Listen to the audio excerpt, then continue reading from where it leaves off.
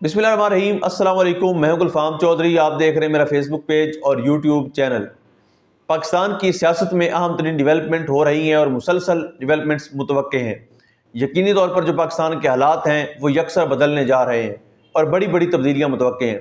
इस हवाले से हमारे साथ मौजूद है सिद्दीक जान साहब। उनसे जानते हैं क्या डिवेलपमेंट हुई हैं, पहले उनकी बात सुनते हैं फिर उस पर बात करते हैं। 10 जजेस ने जिन ज़मीनी हक़ाइक़ को तस्लीम करके पीटीआई को 80 से ज़ायद के सलमान राजा साहब ने कहा कि सुप्रीम कोर्ट के वो 13 में से 10 जजेस ने तो कहा था ना, 8 ने कहा था कि सारी सीटें जो हैं वो पीटीआई की हैं और इन्होंने 80 की 80 की जो बनती हैं, और मंदोखेल साहब ने और इन्होंने काजी फायसा ने कहा था कि सिर्फ 39 की हद तक बनती हैं। याही अफरीदी साहब भी पतली गली से निकल गए थे, लेकिन 10 जजेस ने बहरहाल कहा था कि सीटें पीटीआई की बनती हैं। उस पर सलमान राजा साहब ने कहा कि सुप्रीम कोर्ट के 10 जजेस ने जिन ज़मीनी हक़ाइक़ को तस्लीम करके पीटीआई को 80 से ज़ायद मखसूस नशिस्तें दी, 11 जजेस का नज़रसानी बेंच उन ज़मीनी हक़ाइक़ को गलत साबित करके ही सुप्रीम कोर्ट का फैसला बदल सकता है। और फिर उन्होंने फारसी का एक शेर भी पढ़ा जिसका मतलब था कि मेरे जिस्म को बांध कर मुझे दरिया में फेंक दिया और फिर कहा कि गीले ना होना। यह बात उन्होंने सलमान राजा साहब ने कहा कि हमारे हाथ पांव बांध के मैं पानी में फेंक दिया और कहा कि गीले नहीं होना। भाई ये हमारे साथ इस निज़ाम ने जो किया, इन अदालतों ने जो किया, काजी फायसा ने किया, और आपको पता है। और आगे उन्होंने क्या कहा सलमान राजा साहब ने, उन्होंने कहा कि इलेक्शन से पहले जो कुछ हमारे साथ हुआ वो बयान किया तो आप कहेंगे कि मैं सियासी बातें कर रहा हूं। आप यहां पीटीआई को नहीं, अवाम पाकिस्तान को रिलीफ देने के लिए बैठे हैं। लेकिन इस पॉइंट के ऊपर अमीनुद्दीन खान साहब ने कहा कि नहीं ऐसी कोई बात नहीं कि हम अवाम पाकिस्तान को रिलीफ देने के लिए बैठे हैं। वो इस नुक्ता नज़र से इनकारी नजर आए। और फिर सलमान राजा साहब ने कहा कि गलती किसी की भी हो, हमारी हो, इलेक्शन कमीशन की हो, हाई कोर्ट की हो, लेकिन उसकी सजा अवाम पाकिस्तान को नहीं दी जा सकती। अवाम पाकिस्तान को उसकी सजा दी गई, लेकिन 8 जजेस ने उसको अजाला किया और कहा कि मखसूस नशिस्तें पीटीआई को दी जाए। लोगों ने वोट पीटीआई को दिया था। खैर वो एक धांधली करके भी पीटीआई की नशिस्तें जो हैं वो 180 से सिर्फ 80 कर दी गई, और 80 के बस जो मखसूस नशिस्तें बनती थी वो सुप्रीम कोर्ट ने कहा कि ये तो पीटीआई को मिलनी चाहिए एटलीस्ट। अच्छा, उसके बाद सलमान राजा साहब ने कहा कि सुप्रीम कोर्ट के 8 जजेस जिन्होंने मखसूस नशिस्तों के केस में तारीखी फैसला दिया, उनमें से justice Mansoor Ali Shah, justice Munib Akhtar, justice Athar Minallah, justice Shahid भाई, जस्टिस इरफान सादत खान, उनको इस बेंच में बिठाया ही नहीं गया। और ऐसा नहीं है कि वो खुद बैठना नहीं चाहते थे, उनको एक प्रोसेस के जरिए समाज से बाहर कर दिया गया। अगर वो बैठे होते तो आज समाज का माहौल कुछ और होता। जिन्होंने तारीखी एक फैसला दिया, और वो अदालती तारीख के बड़े जजेस में से हैं जिन्होंने इतना शानदार फैसला दिया और उनको प्रोसेस के जरिए बाहर कर दिया गया। वो आज बैठे नहीं, इस बेंच में बैठे होते तो आज माहौल मुख्तलिफ होता। लेकिन यह बात अमीनुद्दीन खान साहब को बहुत बहरहाल नागवार गुजरी।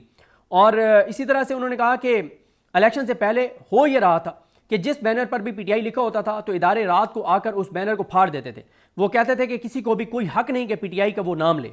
पाकिस्तान के अवाम का वोट और इंतखाब का हक के हक की नफ़ी इसलिए नहीं हो सकती कि मैंने जी इलेक्शन से पहले जो है वो चैम्बर अपील दायर नहीं की। वो जो रजिस्ट्रार ऑफिस ने एतराज़ लगाया था ना, तो जजेस ये कहते हैं कि आपको उस एतराज़ के खिलाफ चैम्बर अपील दायर करनी चाहिए थी।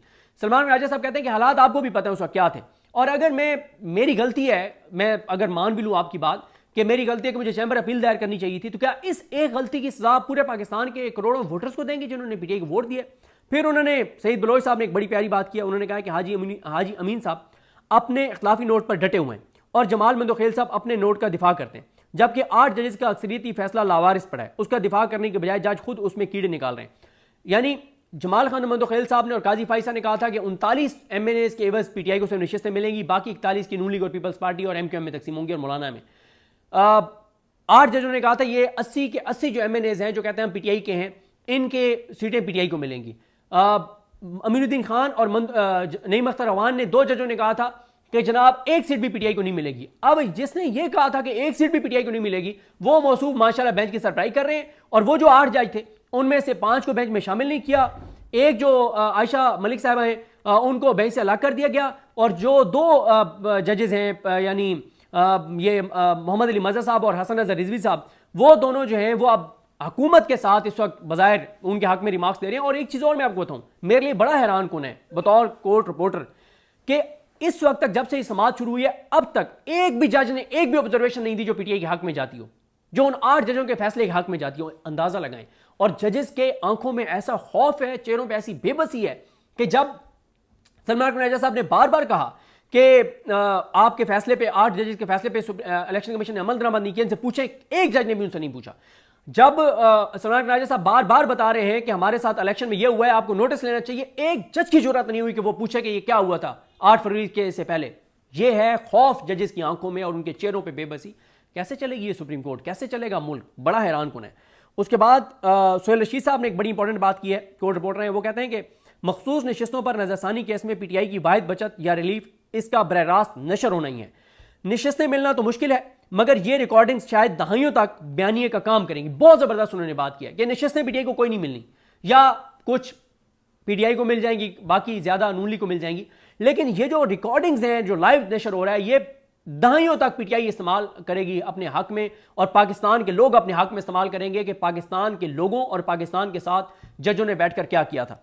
उसके बाद सईद बलोच कहते हैं कि जजेस की इतनी हिम्मत नहीं हो रही कि इलेक्शन कमीशन से भी सवाल कर सकें कि हजूर आपने क्यों पीटीआई के साथ ये सलूक किया।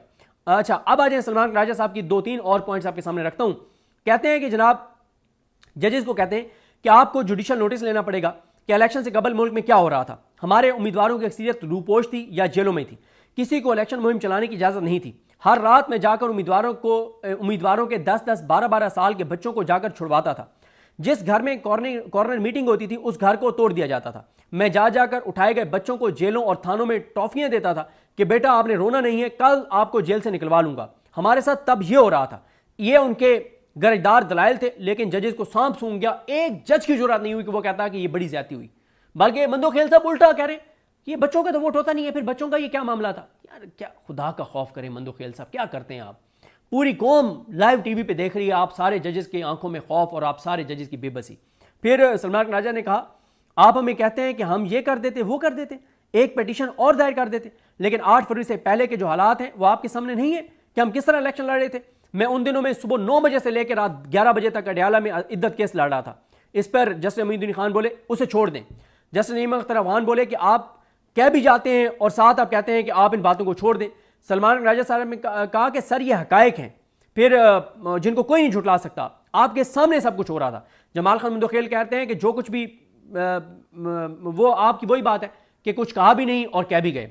अब आ जाए एक और अहम पॉइंट, बहुत अहम पॉइंट जस्टिस हामिद खान साहब ने अदालत के सामने रखा। उन्होंने कहा कि मैंने एक पिटीशन दायर की थी, मैंने जिसमें कहा था कि 26वीं आईनी तरमीम के केस का फैसला होने तक आप ये केस ना सुने। आपने मेरी पिटीशन मुस्तरद कर दी। आज के दिन तक आपने उस पिटीशन के मुस्तरद होने का ना शॉर्ट ऑर्डर जारी किया है ना तफसीली ऑर्डर जारी किया है। मैंने रिव्यू दायर करना उसके ऊपर, और अमीरुद्दीन खान ने नहीं वो तो हमने उसमें लिख दिया था कि मुस्तरद कर दिया। उसने कहा भाई आप रिटर्न ऑर्डर दें, आप तफसीली फैसला दें कि क्यों आपने मेरी पिटीशन मुस्तरद किया ताकि मैं रिव्यू दायर करूं। ये उन्होंने कहा हामिद खान साहब ने। और आज की बहरहाल समाअत के अख्ताम पे शाहिद बिलाल हसन साहब ने ऐसे रिमार्क्स और सवालात उठाए जिससे हुकूमती वकला के चेहरे खिल उठे और उन्होंने कहा क्या बात है जस्टिस शाहिद बिलाल हसन की, बड़े वो खुश नजर आए जस्टिस शाहिद बिलाल हसन साहब से। और नून लीग बड़ी इस वक्त मोतरफ है जस्टिस शाहिद बिलाल हसन की, क्योंकि वैसे भी जस्टिस शाहिद बिलाल हसन साहब उस बेंच का भी हिस्सा थे जिन्होंने मिलिट्री कोर्ट्स के हक में फैसला दिया है, और उसमें 5 जज थे, अमीनुद्दीन खान साहब, मोहम्मद अली मजहर साहब, हसन अजहर रिजवी साहब। जी बिल्कुल, जिस तरह से आपने सिद्दीक जान साहब को सुना कि आइंदा आने वाला जो हफ्ता है, ये चंद दिन है, ये पाकिस्तान की सियासत में कितने अहम है और इसमें जो पाकिस्तान की सियासत है उसमें कितनी बड़ी तब्दीलियां मुतवक्के हैं। अल्लाह पाक वतन अजीज़ का हामी और नासिर हो। पाकिस्तान जिंदाबाद।